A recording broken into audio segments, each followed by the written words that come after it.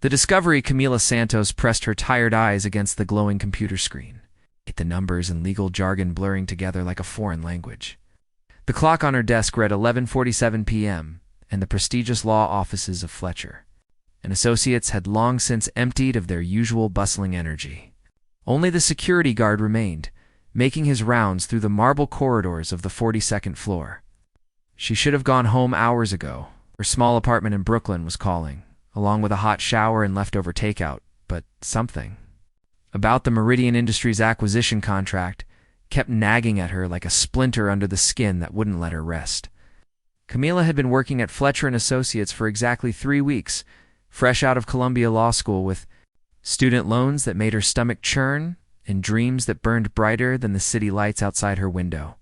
This contract was her first major assignment, a $2.8 billion deal that would make or break careers.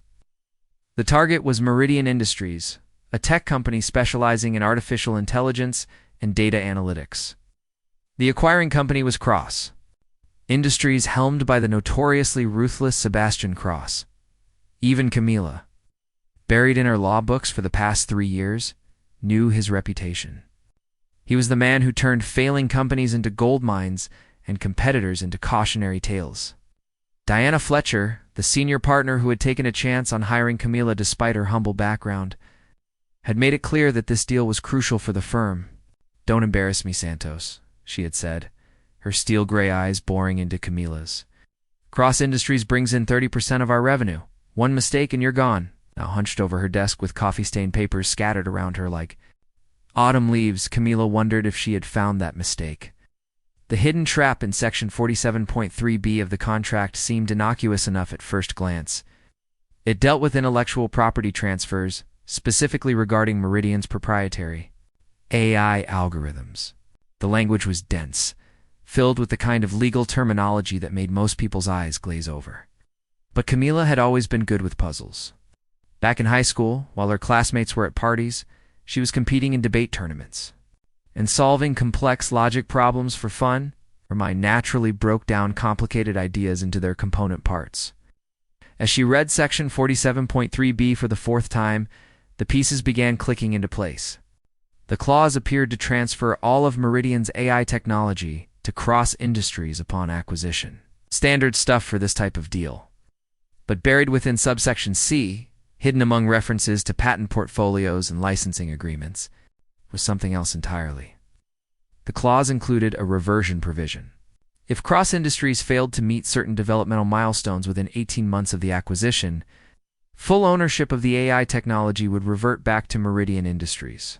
Not just ownership, but exclusive rights, meaning Cross Industries would lose everything they had paid for. Camila's blood ran cold as she realized the implications. The developmental milestones were defined in Appendix L, which she quickly located. They were impossibly specific and technically demanding, requiring advances in AI technology that even industry experts considered years away from reality. Someone had crafted this contract to fail. Someone wanted Cross Industries to acquire. Meridian pay the full $2.8 billion and then lose everything when they couldn't meet the impossible requirements. But who would benefit from such an arrangement? The web of deception. Camila's fingers flew across her keyboard as she cross-referenced the contract signatories and corporate structures. What she found made her stomach drop. The web of deception, hidden behind layers of shell companies and legal entities, revealed a name that appeared nowhere in the official documentation. Thomas Rivera, CEO of Rivera Technologies, Cross Industries. Biggest competitor, through a complex web of holding companies and investment vehicles. Rivera had quietly acquired a controlling interest in Meridian Industries 6 months ago. The trap was elegant in its simplicity. Rivera would sell Meridian to Cross Industries for $2.8 billion. Watch Cross fail to meet the impossible milestones and then reclaim full ownership of the AI technology while keeping the money. It was the perfect crime hidden behind hundreds of pages of legal documentation that no one was expected to read carefully. Camila leaned back in her chair, her heart pounding. She had stumbled onto something huge, something that could destroy Cross Industries and hand Rivera Technologies a monopoly in AI development. The question was, what should she do about it? Her first instinct was to call Diana Fletcher immediately. This was exactly the kind of discovery that could make a junior associate's career. But something held her back. Diana had made it clear that Cross Industries was the firm's most important client. Would she even believe Camila's analysis? Or would she dismiss it as the paranoid ramblings of an overworked intern? Camila spent the next hour double-checking her work, following every reference and cross-checking every detail. The more she dug, the more convinced she became that she was right. This wasn't a mistake or an oversight. It was deliberate sabotage dressed up in legal language and hidden in plain sight. She printed out her analysis, highlighting the relevant sections and preparing a summary that even a non-lawyer could understand. Her hands shook slightly as she organized the documents. This information was dynamite, and she was holding the fuse. The smart play would be to take it to Diana in the morning, let the senior partners handle it through proper channels. Cross Industries was scheduled to sign the final contract in less than 48 hours. By the time the information worked its way up the corporate ladder, it might be too late. That left only one option: going directly to Sebastian Cross himself.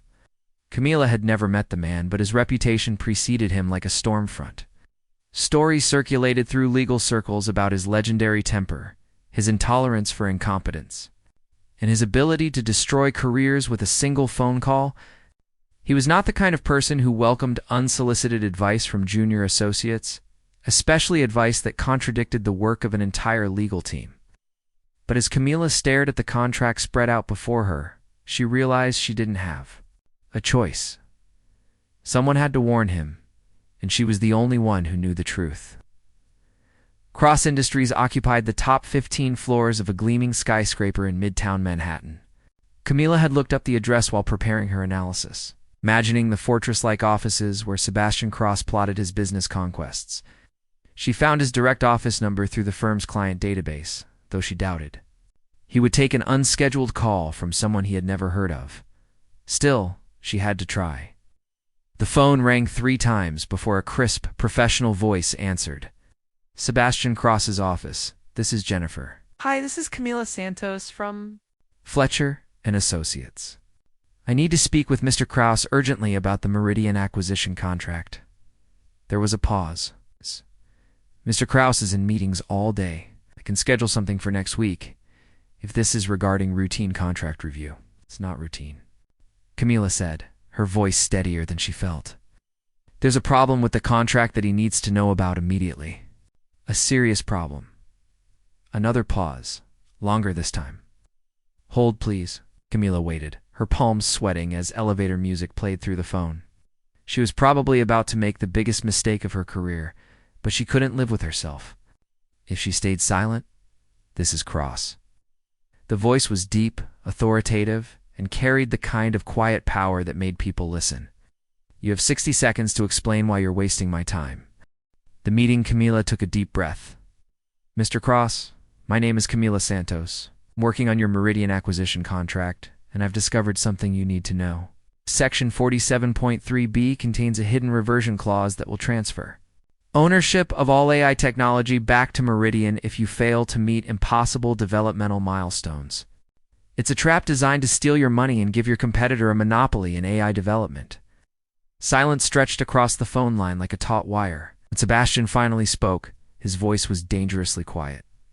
Are you telling me that My legal team, led by some of the best lawyers in the city, missed something that a junior associate caught? I'm telling you that someone very clever designed this contract to fail. And they're counting on no one reading the fine print carefully enough to catch it. And you have proof of this? Yes, sir. I have documentation showing how the reversion clause works and who really controls Meridian Industries. If you'll meet with me, I can show you everything. The silence returned, stretching so long that Camila wondered if he had hung up. When Sebastian spoke again, his tone had shifted, becoming colder and more calculating. My office. 7 a.m. sharp. His voice dropped to barely above a whisper. And Santos, if you're wrong about this, or if you're playing some kind of game, I will personally ensure that you never work in law again. Do we understand each other? Yes, sir, Camila whispered back, her throat suddenly dry. Good. Don't be late. The line went dead, leaving Camila alone with the humming of fluorescent lights and the distant sounds of the city that never slept. She had just committed to walking into the lion's den, armed with nothing but her research and a desperate hope that she was right. At exactly 6:55 a.m., Camila Santos stood in the marble lobby of Cross Tower, clutching her leather portfolio like a shield. The building stretched 60 floors into the Manhattan sky, its steel and glass facade reflecting the morning sun like armor.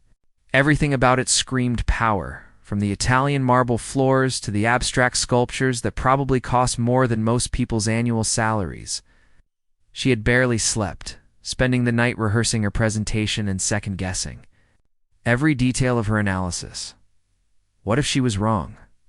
What if this was all an elaborate misunderstanding that would destroy her career before it even began? But every time doubt crept in, she reminded herself of the evidence. The numbers didn't lie, even if people did.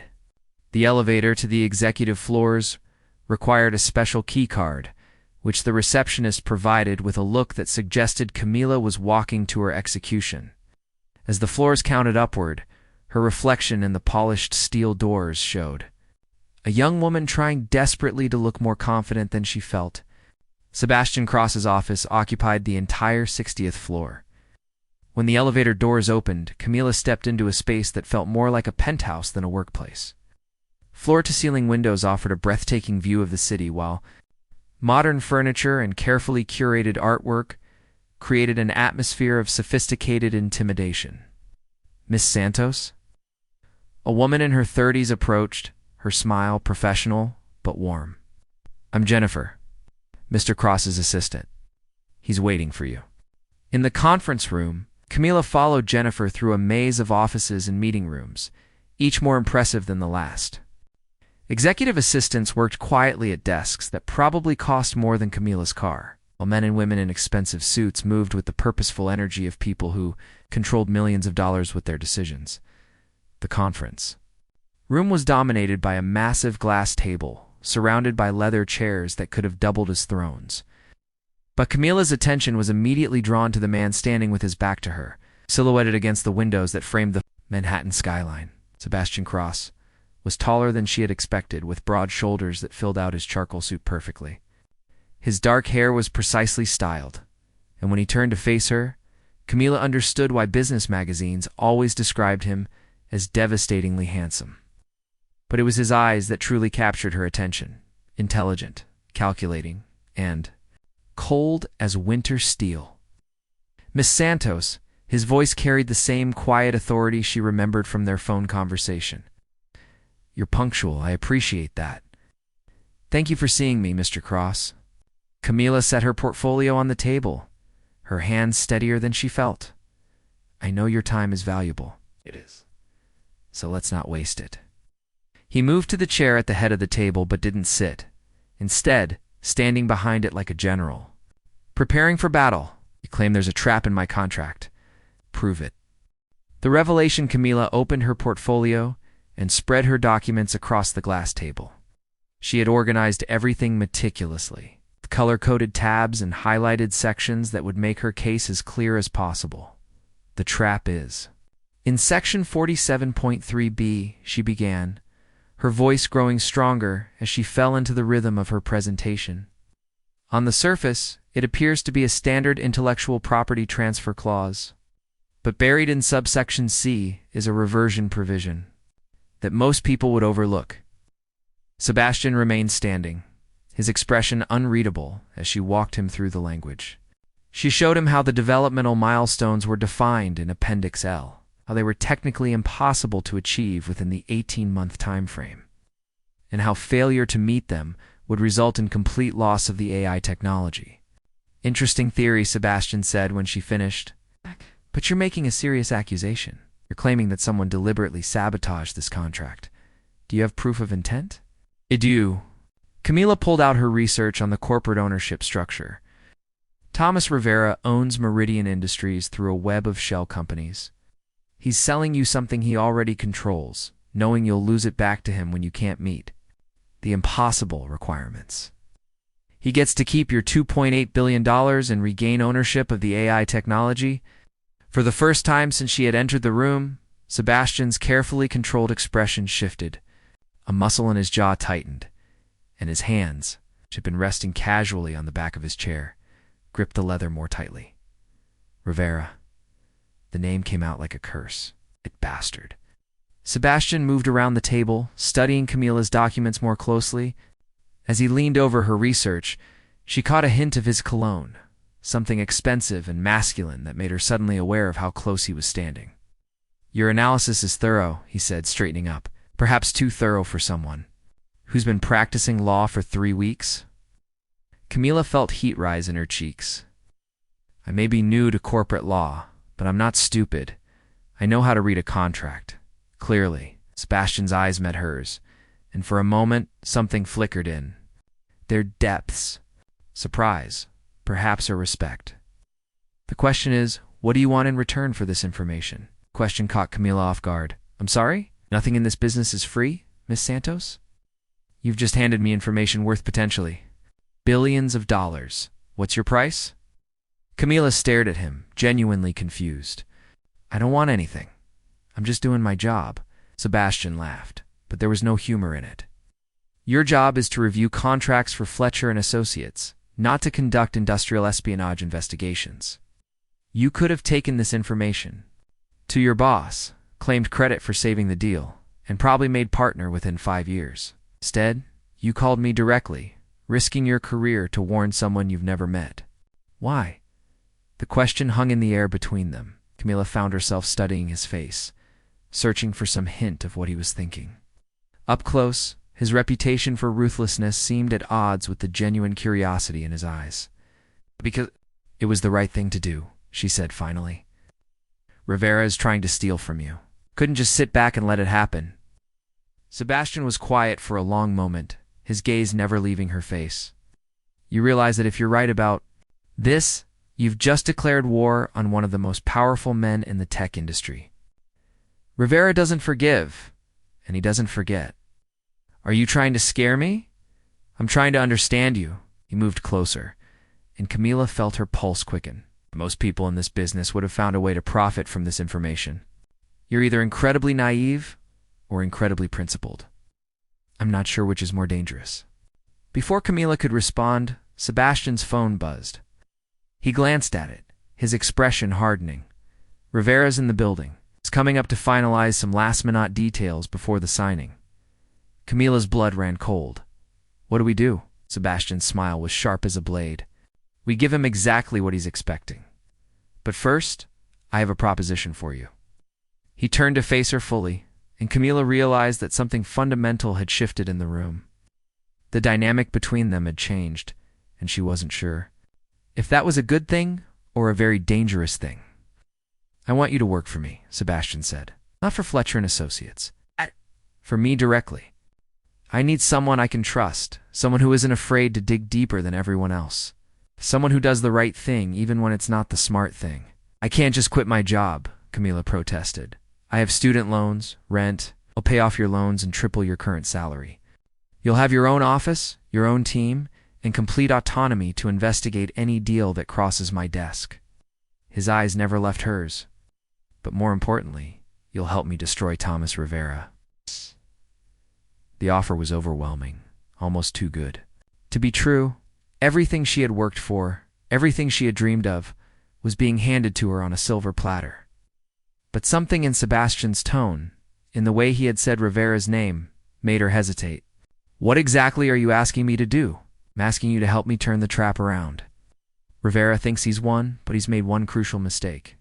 He underestimated both of us. The elevator chimed and Jennifer's voice came through the intercom. Mr. Cross, Mr. Rivera is here for your meeting. Sebastian's smile widened, and for the first time, Camila saw why people called him ruthless. Send him in, Jennifer, and Miss Santos. He turned to her one last time. Welcome to the team. The checkmate Thomas Rivera entered the conference room with the confidence of a man who believed he had already won. Ow. He was shorter than Sebastian, with silver hair and the kind of practiced smile that never quite reached his eyes. Flanked him. both carrying thick briefcases that undoubtedly contained the final paperwork for what he believed would be his greatest triumph. Sebastian, Rivera said, extending his hand. Ready to make history? More than ready, Sebastian? Replied, shaking Rivera's hand with a firm grip. Thomas, I'd like you to meet Camila Santos from Fletcher & Associates. She's been instrumental in reviewing the contract details. Rivera's eyes flicked to Camila with mild interest. Ah, the junior associate. I hope you haven't found anything that might delay our signing. Actually, Camila said, her voice steady, despite the adrenaline coursing through her veins. I found something quite interesting. Several things, in fact. Something in her tone made Rivera's smile falter slightly. Oh, Sebastian moved to the head of the table, his presence commanding the room. Camila discovered your reversion clause, Thomas. The one buried in section 47.3b? Quite clever, actually. The color drained from Rivera's face, but he recovered quickly. I'm not sure what you're implying, Sebastian. The contract was drafted by your own legal team. Yes, but they didn't catch the impossible developmental milestones, did they? Or the fact that you've been the controlling owner of Meridian Industries for the past 6 months. Sebastian's voice remained conversational, but there was steel underneath. Did you really think I wouldn't figure it out? Rivera's associates exchanged nervous glances, but Rivera himself straightened his shoulders. Even if that were true, which I'm not admitting, the contract is binding. You signed the preliminary agreements. I did, Sebastian agreed. But here's what you didn't anticipate, Thomas. You see, while you were busy setting your trap, I was setting one of my own. He nodded to Camila, who opened her portfolio and pulled out a different set of documents. 3 months ago, Mr. Cross began acquiring shares in Rivera Technologies through his own network of shell companies. As of this morning, he owns 51% of your company. Rivera's face went ashen. That's impossible. The beauty of shell companies, Thomas, is that they work both ways. While you were focused on Meridian, I was quietly buying up every available share of Rivera Technologies.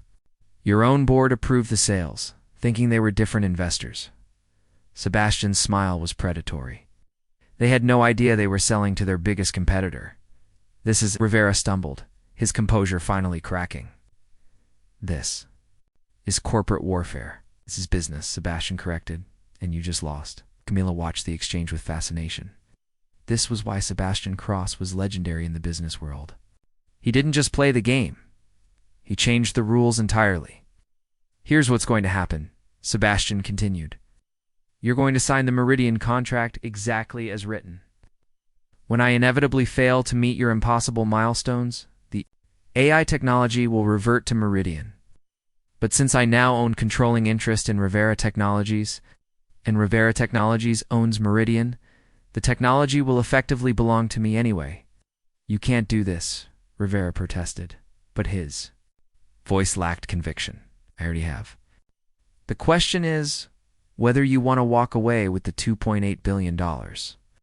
Or whether you want me to expose your fraud to the SEC and watch you lose everything, including your freedom. Rivera looked around the room desperately as if searching for an escape route that didn't exist. His associates had already begun backing toward the door, clearly wanting no part of whatever was about to happen. You planned this, Rivera accused, turning to Camila. You were working with him all along. Actually, no, Camila said, surprising everyone in the room, including herself, with her calm tone. I discovered your trap yesterday and warned Mr. Cross this morning. But you're right about one thing.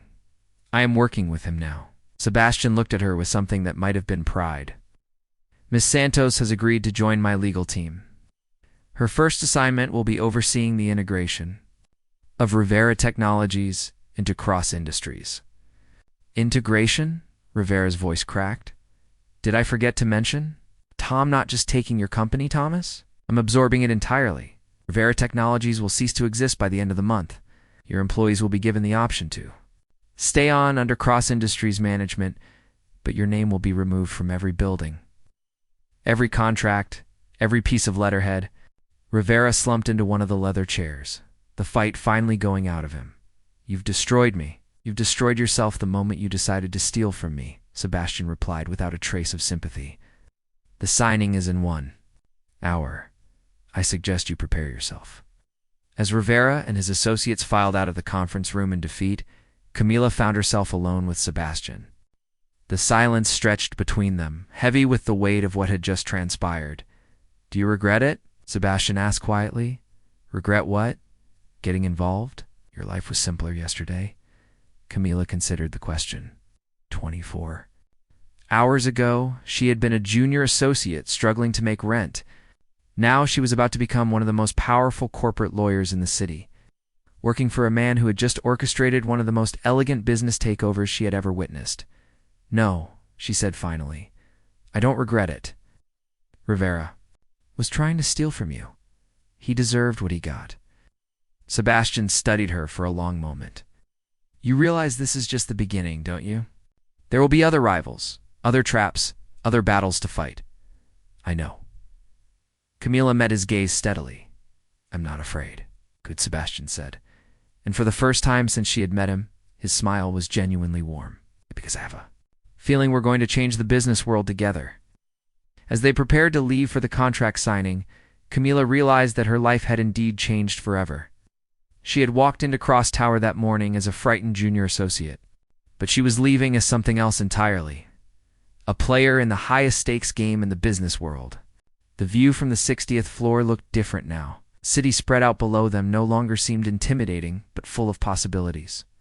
And as Sebastian Cross stood beside her, she knew that whatever came next, she would be ready for it. The contract signing went exactly as Sebastian had predicted. Rivera signed with shaking hands, his dreams of monopoly crushed beneath the weight of his own greed. As Camila watched the papers being notarized, she reflected on how a single decision to do the right thing had led to this moment. 3 months later, the integration was complete. Rivera Technologies had been absorbed into Cross Industries, and Camila Santos had her own corner office with a view of the Manhattan skyline. The student loans were paid off. The Brooklyn apartment had been replaced with a penthouse in Manhattan, and her name was already being mentioned in legal circles as one of the rising stars of corporate law. But more than that, she had found something she hadn't expected. A partnership with Sebastian Cross that was built on mutual respect and trust. They had turned a potential disaster into the business coup of the decade, and in doing so, had discovered that they made a formidable team. As she sat in her office, reviewing the latest acquisition contract, Camila smiled. She had learned that sometimes the most dangerous traps were the ones that looked like opportunities. Sometimes the biggest opportunities came disguised as traps. The phone rang, and Sebastian's voice came through the intercom. "Camila, we have a problem. Our latest target company seems to have some irregularities in their financial statements. I need you to take a look." "On my way," she replied, already reaching for her jacket. Another day, another challenge, another chance to prove that sometimes the best defense was a perfectly executed offense. And as she walked toward Sebastian's office, Camila knew that she had found exactly where she belonged. The end.